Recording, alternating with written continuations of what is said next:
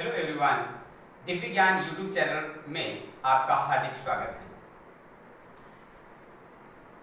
कवि राजेश जोशी द्वारा रचित कविता बच्चे काम पर जा रहे हैं कविता के वीडियो पार्ट 1 में हमने इसी कविता के प्रथम 2 काव्यांशों का वाचन और हिंदी भावार्थ किया और आज की इस वीडियो का विषय है बच्चे काम पर जा रहे हैं कविता का थर्ड काव्यांश का वाचन और हिंदी भावार्थ। जैसा कि पिछली वीडियो में हमने पढ़ा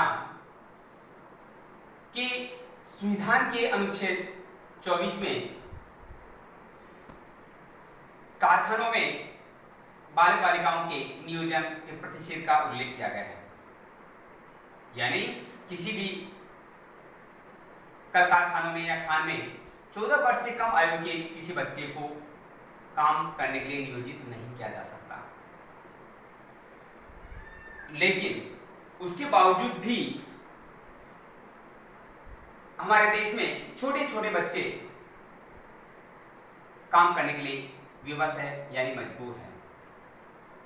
और ये जो बाल मजदूरी की जो समस्या है ये एक बहुत ही चिंतनीय विषय है और इसी विषय के लिए इसी चिंतनीय विषय के प्रति सरकार एवं समाज को सचेत करने के लिए कवि ने ये कविता लिखी है। इस कविता का जो उद्देश्य है वो है समाज को जागरूक करना, बाल मजदूरी कम करने के लिए समाज को और सरकार को अलर्ट करना। पिछले काव्यांश में हमने पढ़ा कि कवि राजेश जोशी जब घने सुबह सवेरे घने कोहरे से ढकी हुई सड़क पर सर्दी से जूझते हुए जब बच्चों को काम पर जाते हुए देखते हैं तो वो व्यथित होकर कहते हैं कि आखिर ये बच्चे काम पर क्यों जा रहे हैं। क्या इन बच्चों को मिलने वाले जो खिलौने हैं या गेंदे हैं क्या वो खत्म हो गए हैं? क्या इन बच्चों को जो रंग बिरंगी किताबें मिलनी चाहिए क्या उन रंग बिरंगी किताबों को दिन को निचट कर दिया है? क्या इनकी जो पाठशालाएं हैं, इनको ज्ञान अर्जित करवाने वाली पाठशालाएं किसी भूकंप में ढह गई है? जी नहीं, सब की सब चीजें यथावत है। उसके बावजूद भी इनको ये चीजें नहीं मिल रही है यानी इनको इनका बचपन छीना जा रहा है। तो कविता का थर्ड काव्यांश देखिए कि क्या सारे मैदान, सारे बगीचे और घरों के आंगन खत्म हो गए हैं एकाएक? तो फिर बचा ही क्या है इस दुनिया में? तो फिर बचा ही क्या है इस दुनिया में? कितना भयानक होता अगर ऐसा होता। भयानक है लेकिन इससे भी ज्यादा यह है कि हैं सारी चीजें हंस मामूल। पर दुनिया की हजारों सड़कों से गुजरते हुए बच्चे, बहुत छोटे छोटे बच्चे काम पर जा रहे हैं। 2-3 नए शब्द आए हैं इस काव्यांश में जिनके अर्थ देख लीजिए। एकाएक यानी अचानक, सडनली। हंस मामूल, यथावत, ज्यों कि त्यों या जैसा होना चाहिए वैसा का वैसा है, एज यूजुअल कह सकते हैं। तो कवि राजेश जोशी कह रहे हैं कि इन बच्चों को खेलने के लिए मैदान, बाग बगीचे और घरों के आंगन चाहिए या इनको मिलने चाहिए, लेकिन इनमें से कोई भी चीज इनको उपलब्ध नहीं हो रही है। क्या ये सारे अचानक खत्म हो गए हैं? जी नहीं। तो फिर बचा ही क्या है इस दुनिया में? यदि ये चीजें इनको नहीं मिल रही हैं, खेल कूद के साधन, मनोरंजन के साधन, पढ़ने लिखने की किताबें, जो चीजें इनको मिलनी चाहिए वो चीजें जब नहीं मिल रही हैं तो क्या वो सारी खत्म हो गई है? और आगे का है तो यदि नहीं मिल रही है तो फिर बचा ही क्या है इस दुनिया में? इस दुनिया में इनके लिए फिर क्या बचा है? यानी कुछ भी नहीं। लेकिन आगे कवि ने कहा है कि कितना भयानक होता अगर ऐसा होता, कि वास्तव में ऐसा है नहीं। एक्चुअली सब कुछ चीजें वैसी वैसी ही है, जैसी थी वैसी वैसी है, उपलब्ध है, लेकिन उन चीजों से ये बच्चे वंचित हैं। इन बच्चों को वो नहीं मिल रही है।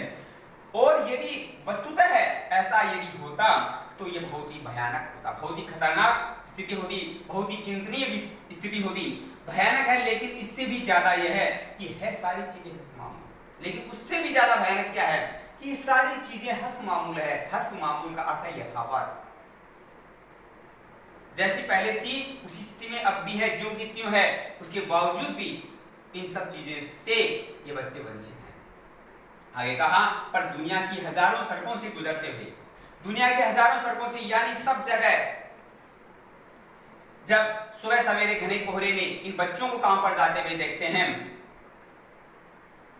तो कभी का मन व्यथित होता है, दुखी होता है।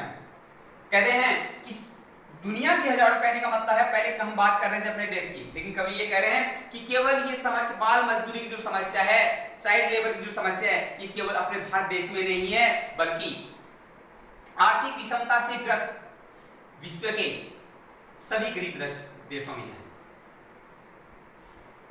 इस बाल मजदूरी की समस्या के लिए हमारा समाज कितना कलंकित है। यह मानव समाज के लिए अभिशाप है कि छोटे छोटे बच्चे काम पर जा रहे हैं। इनको इस बचपन में खेलने कूदने की उम्र है, इसमें खेलने कूदने के साधन मिलने चाहिए, मनोरंजन के साधन इनको अवेलेबल होने चाहिए, इनको पढ़ने लिखने की किताबें मिलनी चाहिए, लेकिन इन सब चीजों से वो वंचित है और अपना पेट भरने के लिए और जीवित रहने के लिए वो काम पर जाने के लिए विवश है।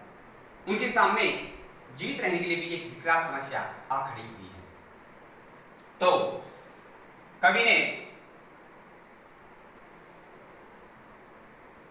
संकेत किया है कि अगर बच्चों के खेलने कूदने के साधन, रंग बिरंगी पुस्तकें, पढ़ने लिखने के विद्यालय और बचपन के मनोरंजन के सारे उपकरण नष्ट हो जाते, तो तब इस दुनिया की स्थिति भयानक हो जाती और इसमें बचपन का सरस जीवन पूरी तरह बेजान हो जाता। लेकिन इससे भी भयानक स्थिति यह है कि बच्चों के मनोरंजन के सारे साधन, खिलौने, खेलने कूदने आदि सब चीजें संसार में उपलब्ध है, पर वे गरीब जरूरतमंद बच्चों को नहीं मिल रही हैं। वे उनसे वंचित हैं क्योंकि उनके सामने पेट भरने की और जीवित रहने की विकराल समस्या आ खड़ी हुई है। बच्चों का काम पर जाना किसी एक देश की समस्या नहीं है। बाल श्रम की ये समस्या आर्थिक विषमता से ग्रस्त समस्त गरीब देशों में रहने वाले बच्चों की है, इसलिए यह समस्त विश्व की भयानक मानवीय समस्या है। आर्थिक विषमता से ग्रस्त समाज में बच्चों का किस तरह शोषण होता है, किस तरह उन्हें बचपन के सुखों से वंचित किया जाता है। कवि ने कहा है कि बाल श्रम की समस्या समाज पर कितना बड़ा कलंक है, मानव समाज का कितना बड़ा अभिशाप है। तो कवि ने ये चिंता जाहिर की है और इस कविता के उद्देश्य से समाज को जागरूक करने का कार्य किया है कि समाज और सरकार को सचेत करके और बाल श्रम की मजदूरी का निवारण किया जा सके। तो आज के लिए बस इतना ही। धन्यवाद।